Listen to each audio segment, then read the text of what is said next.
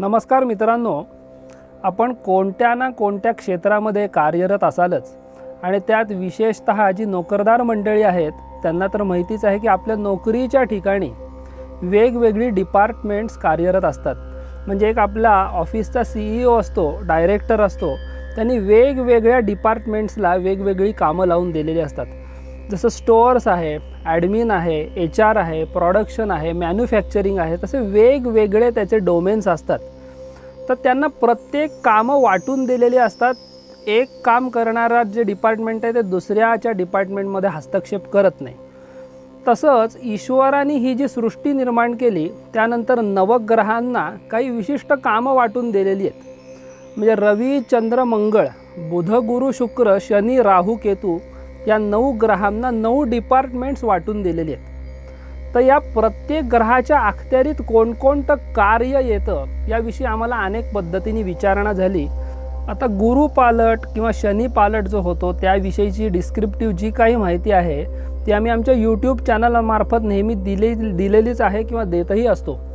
पण इतर ग्रहांची जी काही माहिती आहे ती आपण या व्हिडिओमार्फत जाणून घेणार आहोत। किंबहुना गुरु पालट, शनी पालट याविषयीची माहिती जर तुम्हाला पाहिजे असेल तर इथे आम्ही ज्या लिंक्स दिलेल्या आहेत त्याच्यावर सुद्धा आपण क्लिक करून ती माहिती आपण बघू शकता YouTube चॅनलमार्फत। आता या 9 ग्रहांची जी 9 डिपार्टमेंट्स आहेत त्याचा प्रत्येक डिपार्टमेंटला कोणकोणतं काम दिलं आहे त्याचा विचार आपण करणार आहोत। आता सर्वप्रथम सूर्याचा जर आपण विचार केला की सूर्याच्या अखत्यारीत कोणकोणत्या गोष्टी येतात तर ज्योतिषामध्ये असं सांगितलं आहे की सूर्याद आत्म, पितृ, स्वभाव, निरुज, शक्ती, श्रियौ चिंतयेत।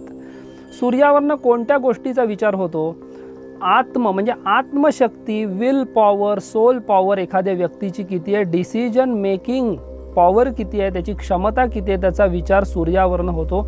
स्वभाव कसा आहे, सात्विक, राजस, तामस म्हणजे कसा स्वभाव आहे त्या व्यक्तीचा त्याचा विचार सूर्यावरनं होतो। निरुजहा म्हणजे रोग प्रतिकारक शक्ती त्या व्यक्तीची किती आहे। तसंच पित्याचा कारक ग्रह सुद्धा सूर्य सांगितल्यामुळे वडिलांशी संबंध कसे असतील, वडिलांशी पटेल का नाही किंवा वडिलांचं सौख्य लाभणार आहे का नाही याचा विचारही पत्रिकेतल्या सूर्यावरनं होतो। त्याचबरोबर ती व्यक्ती आयुष्यामध्ये पैसा किती कमावणार आहे। शक्ती श्रियौ चिंतयेत असं म्हणल्यामुळे श्रियौ म्हणजे लक्ष्मी, तिचा विचार सुद्धा धनप्राप्ती होणार आहे का नाही त्या व्यक्तीला आयुष्यात, कुठपर्यंत त्याची मजल राहणार आहे या सगळ्याचा विचार पत्रिकेतल्या सूर्यावरनं होत असतो। आता पुढचा जो ग्रह आहे तो म्हणजे चंद्र। तर चंद्रावरनं कोणत्या गोष्टीचा विचार होतो तर चंद्रमा मनसो जातः असं म्हणलंय। मानसिक स्थितीचा विचार जो आहे हा सर्वात मोठा जो फॅक्टर आहे हा चंद्रावरनं विचार त्याचा करायचा असतो कुंडलीमध्ये। तसंच चेतो वृद्धी नृप प्रसाद जननीम संपत करश चंद्रमाहा असं सांगितलं ज्योतिषामध्ये। चेतोवृद्धी म्हणजे चेत म्हणजे चित्त, मी मगाशी म्हटलं तसं मनाचा विचार म्हणजे मनशक्ती जी आहे त्या व्यक्तीची डिसिजन मेकिंगची ताकद किती आहे त्याचा विचार होतो। तसंच मन कलुषित आहे, पॉझिटिव्ह आहे का निगेटिव्ह आहे त्याचा विचार चंद्रावरनं होतो। त्याचप्रमाणे कोणत्याही गोष्टीमध्ये वृद्धी करण्याचं, वृद्धिंगत करण्याचं सामर्थ्य जे आहे ते चंद्रामध्ये आहे। तर तसंच चंद्र हा जलतत्वाचा कारक ग्रह असल्यामुळे शरीरामध्ये रक्त जे आहे त्या रक्ताचं संचालन सुद्धा चंद्र करत असतो। त्यामुळे जलतत्वाशी रिलेटेड ज्या गोष्टी आहेत त्याचा विचार चंद्रावरनं होतो। नृपप्रसाद म्हणजे आता ही पूर्वीची गोष्ट आहे, म्हणजे राजाकडून एखाद्या व्यक्तीला सन्मान मिळणार आहे का नाही। म्हणजे आत्ताच्या काळात आपण विचार केला तर विशिष्ट काही पुरस्कार त्या व्यक्तीला मिळणार आहेत का नाही किंवा मोठमोठ्या व्यक्तींबरोबर त्याचा परिचय होणार आहे का नाही याचा विचार चंद्रावरनं होतो। तसंच जननी म्हणजे आईचा विचार, म्हणजे आपण मगाशी सूर्यावरनं जसं पित्याचा विचार बघितलं तसं आईचा विचार, आईचं सौख्य त्या व्यक्तीला मातृसौख्य मिळणार आहे का नाही, आईशी त्या व्यक्तीचं पटणार आहे का नाही, हा सगळा जो विचार आहे हा चंद्रावरनं होत असतो। किंबहुना चंद्र हा अतिशय महत्त्वाचा ग्रह आहे कारण पृथ्वीच्या तो खूप जवळ आहे। त्यामुळे चंद्राचे जास्त परिणाम हे नेहमी व्यक्तीच्या कुंडलीमध्ये होत असतात, त्याच्यावरती होत असतात। आता पुढचा ग्रह मंगळ ग्रह आहे। मंगळ ग्रहाच्या अखत्यारीत कोणत्या गोष्टी येतात तर सत्वम रोग गुणानुजा वनिसुतान ज्ञातिम धरा सोनुना असं सांगितलंय. धरा सोनू म्हणजे पृथ्वीचा पुत्र म्हणजे मंगळ. त्याच्या अखत्यारीत कोणत्या गोष्टी येतात तर एखाद्या व्यक्तीमध्ये पराक्रम शक्ती किती आहे, ज्याला आपण डेअरिंग म्हणतो, ते खरंच आहे का. बऱ्याच जणांच्या बाबतीत आपण बघतो बघा की फक्त तोंडातच दम असतो, कृतीमध्ये काहीही पराक्रम शक्ती नसते. तर या पराक्रम शक्तीचा विचार जो आहे तो मंगळावरनं होतो. एखाद्या व्यक्तीला रोग कुठले होणार आहेत, जटिल रोग होणार आहेत का कोणते रोग होणार आहेत, त्या सगळ्या रोगांचा विचार जो आहे तो मंगळावरनं कुंडलीतल्या होत असतो. नंतर सत्वम रोग गुण, गुण म्हणजे सत्वगुणी व्यक्ती आहे, तमोगुणी आहे का रजोगुणी आहे, याचा विचारसुद्धा पत्रिकेतल्या मंगळावरनं होतो. काही व्यक्ती बघा आपण खूप तामस प्रवृत्तीच्या असतात किंवा अतिसात्विकसुद्धा काही जण असतात. हे सगळं मंगळावरनं ठरत असतं. त्याचप्रमाणे भूमिपुत्र हा मंगळ असल्यामुळे भूमी लाभ आपल्याला होणार आहे की नाही किंवा भूमीपासून फायदा होणार आहे की नाही याचा विचार मंगळावरनं होतो. तसंच आपल्याला भावंडांचं सौख्य मिळणार आहे की नाही. बऱ्याचदा आपण बघतो की सख्या भावंडांचं सुद्धा पटत नसतं एकमेकाशी, त्यांच्या पत्रिकेत 100% मंगळ बिघडलेला असतो. तर या मंगळाच्या अखत्यारीत या सगळ्या गोष्टी ईश्वराने दिलेल्या आहेत. त्याचं कारकत्व जे आहे त्यानुसार तो फलित देत असतो. आता पुढचा ग्रह बुध ग्रह आहे. बुध ग्रहावरनं कोणत्या गोष्टीचा विचार होतो तर विद्या बंधू विवेक मातुल सुहृद वाक्कर्मकृत बोधन हा असं शास्त्रामध्ये सांगितलंय. एखादी व्यक्ती आयुष्यामध्ये विद्या किती संपादन करणार आहे, त्याच्या विद्याशक्तीचा आवाका किती आहे. बऱ्याचदा आपण बघतो की खूप अभ्यास करूनही यशप्राप्ती होत नाही.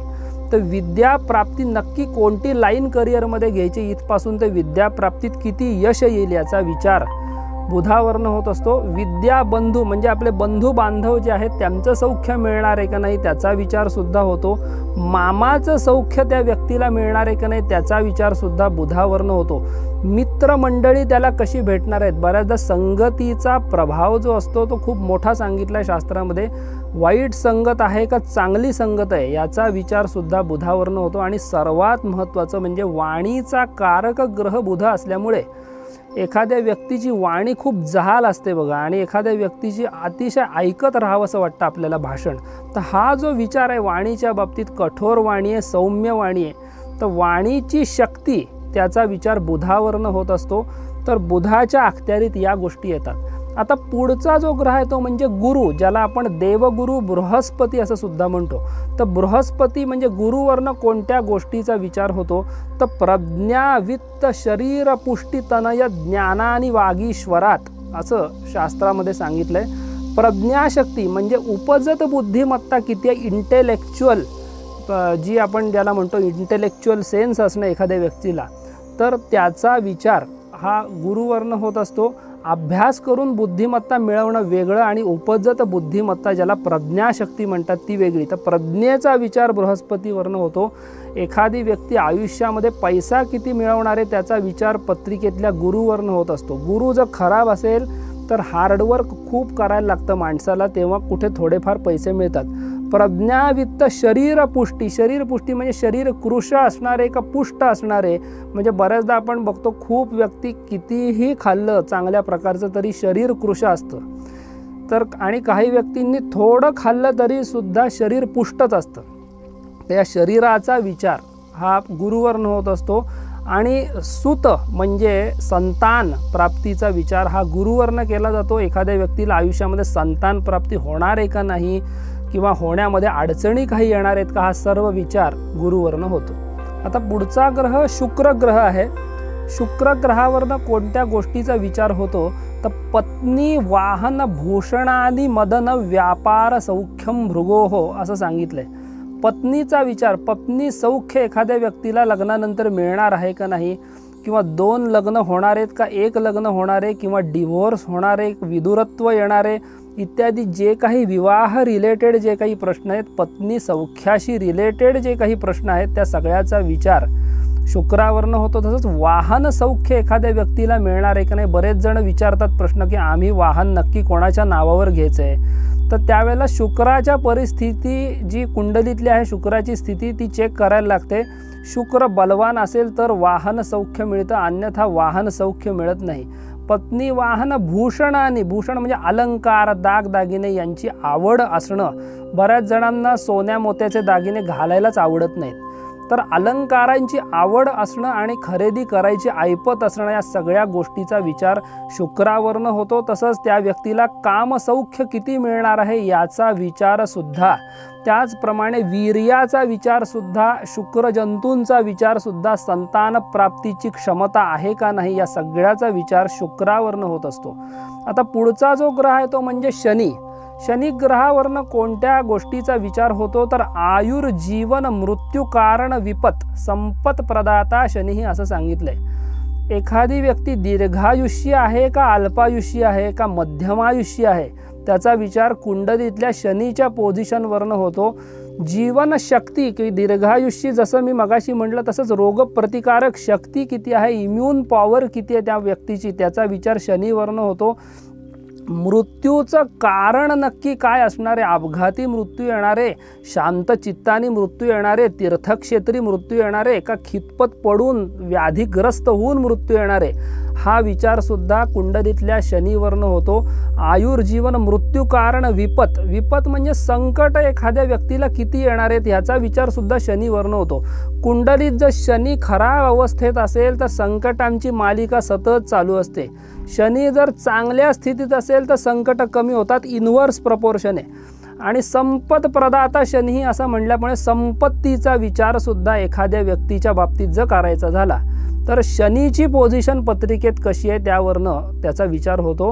आणि सर्पेणैव पितामहंतु शिखिना मातामहन चिंतयत असं सांगितले. राहू केतू हे जे आहेत त्याच्यावरनं कोणाचा विचार होतो तर सर्पेणैव पितामहम म्हणजे पितामह म्हणजे वडिलांचे वडील, आपले जे आजोबा आहेत त्यांचा विचार राहूवरनं होतो. आणि मातामह म्हणजे आईचे वडील यांचा विचार जो आहे तो केतूवरनं होतो. या व्यतिरिक्त सुद्धा राहू केतूवरनं पूर्वजन्मी मी काही जे कर्म केलं असेल ते चांगलं वाईट कर्म किंवा कोणत्याही शापांचा विचार करताना, म्हणजे एखादी व्यक्तीने बऱ्याचदा चांगली कर्मही केलेले असतात पण एखादं वाईट कर्म असं केलेलं असतं की जिथे कोणाचा तरी शाप त्या व्यक्तीला लागलेला असतो, तळतळाट लागलेले असतात.